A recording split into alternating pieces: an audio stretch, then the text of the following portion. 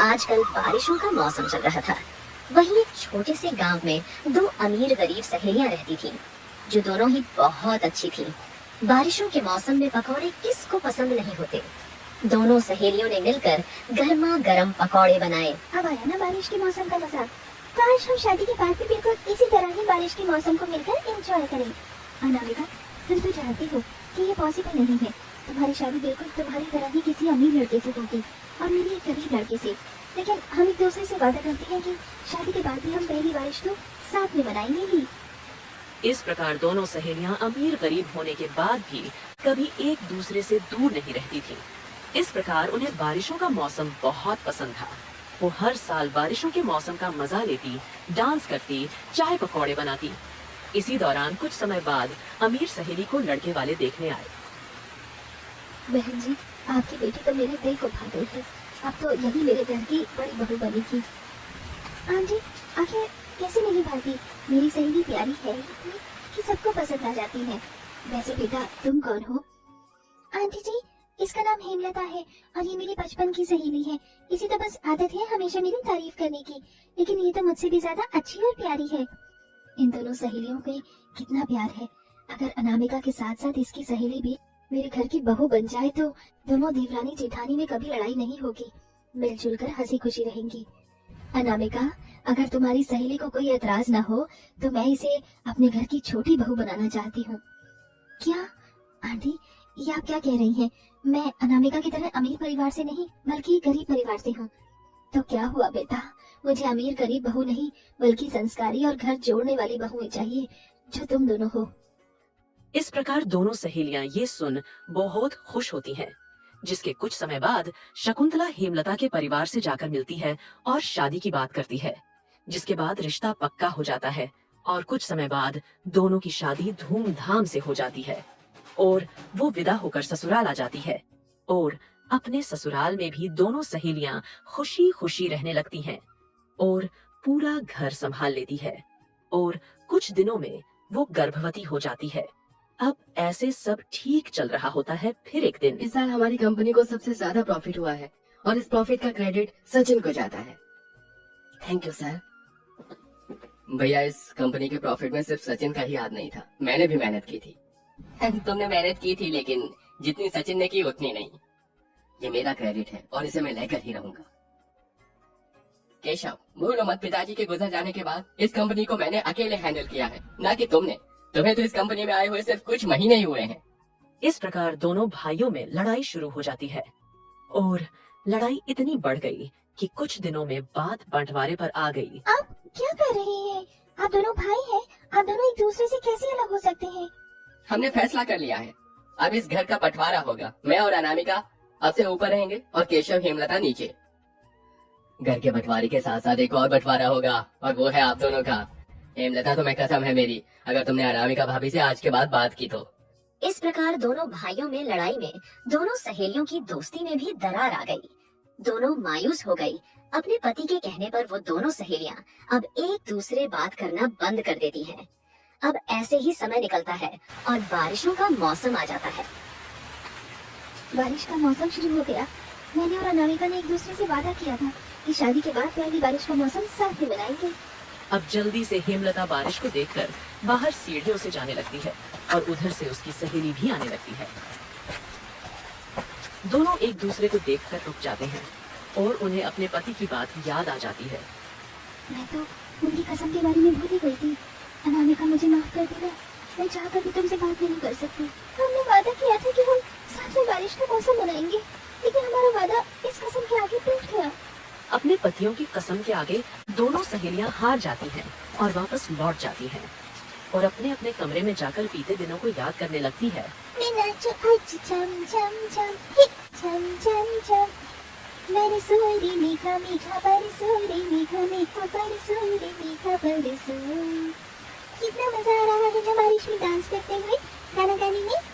वो देखो, वहाँ पर गड्ढे में कितना सारा पानी जमा हो गया है, उसमें चलकर कूदते हुए साथ में गाना गाती है। दोनों सहेलियां बीते दिनों को याद करके मायूस हो जाती हैं और ऐसे ही वक्त बीतता गया। इतनी तेज बारिश हो रही है।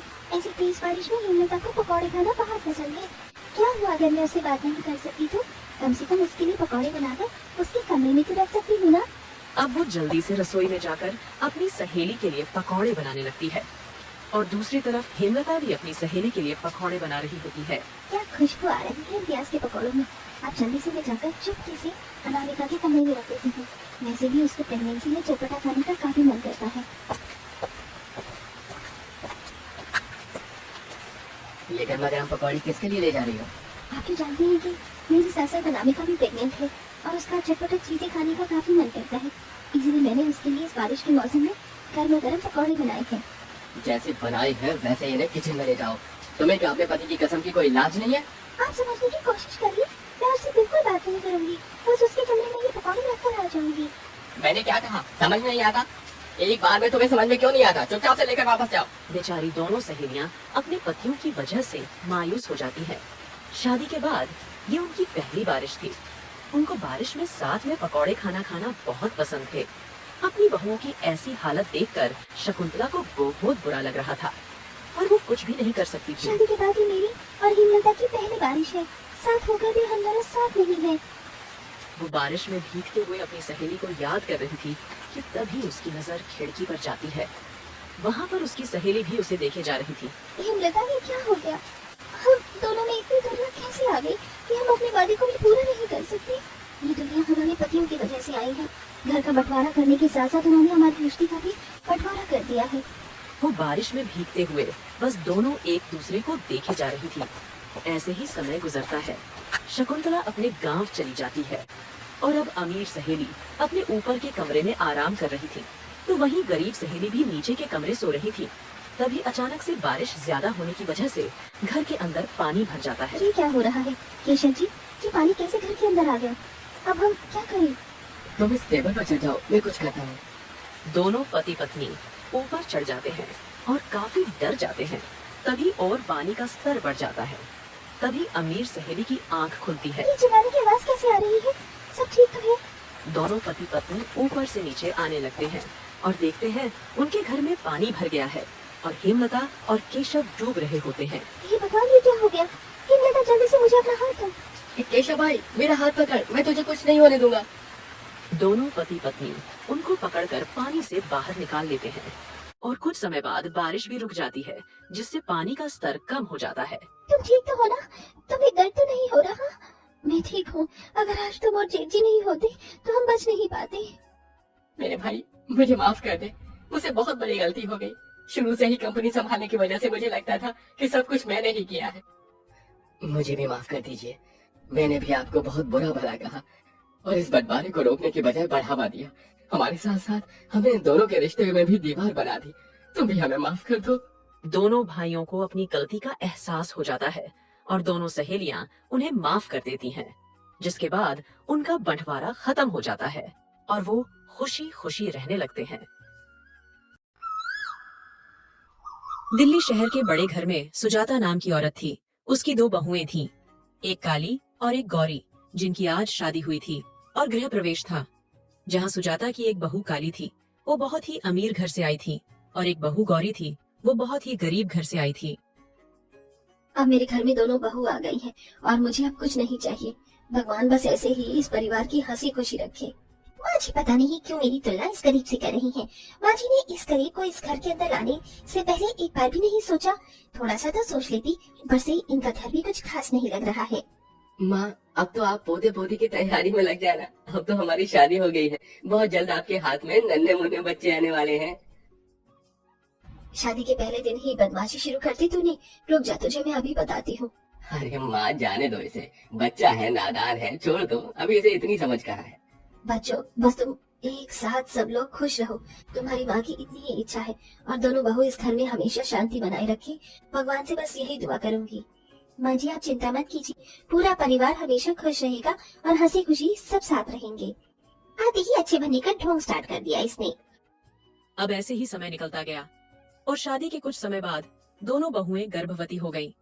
ये जानकर सुजाता बहुत खुश थी और दोनों बहुओं का बहुत ही अच्छे तरीके से ख्याल रखती थीं। पर अमीर जेठानी अपनी देवरानी के गरीब होने से उससे बहुत चिढ़ती थी। तुम्हारे घर में तो ये सब नहीं होता होगा। तुम लोग क्या जानो अमीरी के ठाट बाट। हाँ जी ठानी जी, आप सही बोल रही हो। हमने कभी भी ऐसी ठाट बाट नहीं देखी और न ही आगे देखने की उम्मीद भी है।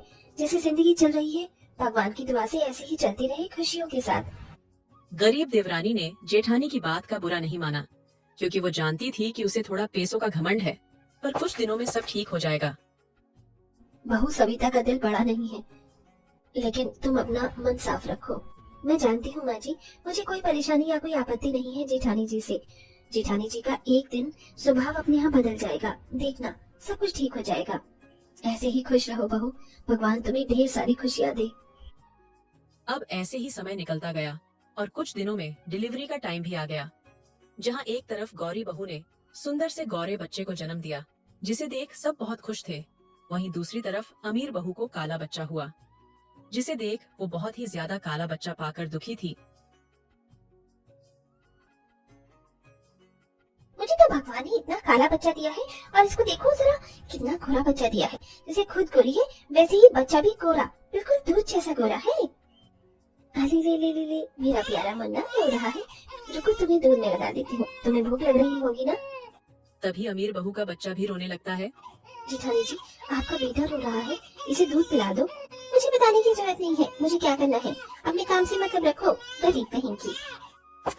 तभी अमीर बहू इतना बोलकर वहाँ से मुंह मोड़कर चली जाती है। बच्चे को रोता हुआ छोड़कर कमरे में आ जाती है। वो अपने बच्चे से जरा सा भी लगाव नहीं रखती है और अपनी देवरानी के गौरे बच्चे से ही प्यार करती। उसका खुद का बच्चा अपनी माँ के प्यार को तरसता रहता है। कितना प्यारा बेटा है मेरा, बिल्कुल चांद के जैसा गोरा। काश कि ये मेरा असली में बच्चा ऐसे ही गोरा होता। लेकिन तू है ना मेरा प्यारा बेटा, तू ही तो मेरा सबसे सुंदर राजा बेटा है। जेठानी जी, मेरा मुन्ना तो आपके साथ बहुत अच्छे से खेलता है। खेलेगा ही, मैं इसकी माँ जो हूँ। हाँ हाँ, क्यों नहीं जेठानी जी, आपका ही बेटा है। लेकिन उधर देखो मुन्ना रो रहा है, उसे शायद भूख लग रही होगी। जाओ तुम उसे देख लो, अभी मैं अपने राजा बेटा के साथ खेल रही हूँ। अपनी जेठानी की ऐसी बात सुनकर वो चुप हो गई। उसने कुछ नहीं कहा। वो बार ये समझ चुकी थी कि उसकी जेठानी अपने बच्चे से दूर होती जा रही है, जो ये अच्छा नहीं था। इसलिए उसने अपनी सास से कहा, जेठानी जी अपने बेटे से दूर क्यों हुई जा रही है?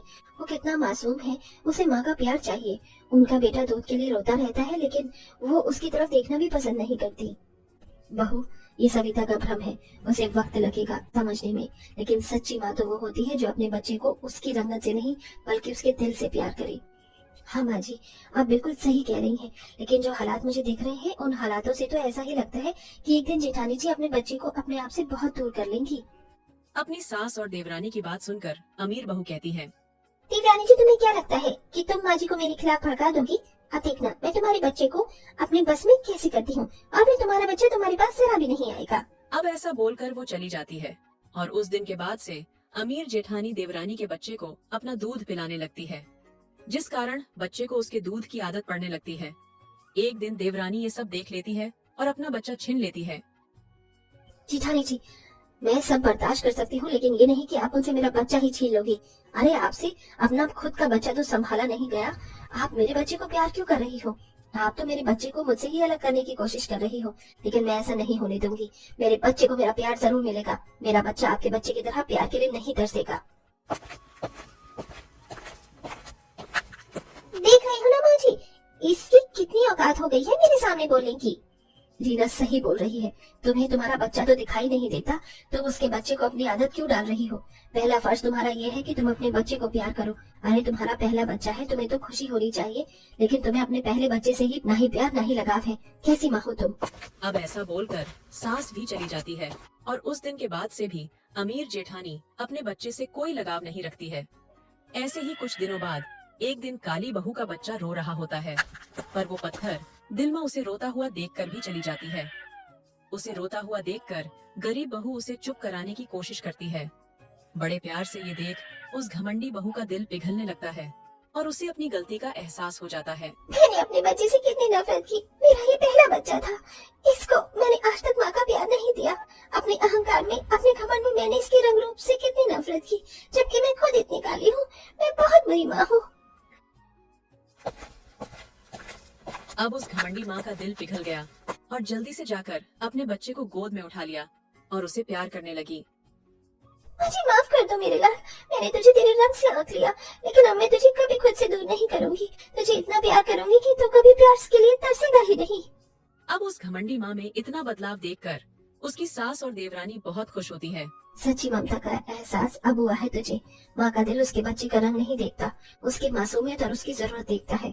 माँ जी, आपने बिल्कुल सही कहा। मैं अपने पूरे अहंकार, अपने घमंड से बहुत ज्यादा चूर हो गई थी।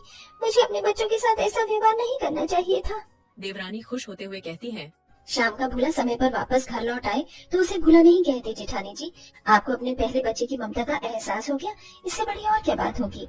देवरानी जी, मैंने तुम्हारे साथ भी बहुत बुरा बर्ताव किया। हमेशा तुम्हारे गोरे रंग से चिढ़ती रही, क्योंकि तुम गोरी थी और बहुत सुंदर लगती थी। तुम्हारा बच्चा भी गोरा पैदा हुआ और बहुत प्यारा लगता था। मैं बस तुम्हारे जैसी गोरा देखना चाहती थी, इसलिए अपने काले बच्चे से नफरत कर बैठी। मेरे अंदर की नफरत मुझे ही खा बैठी।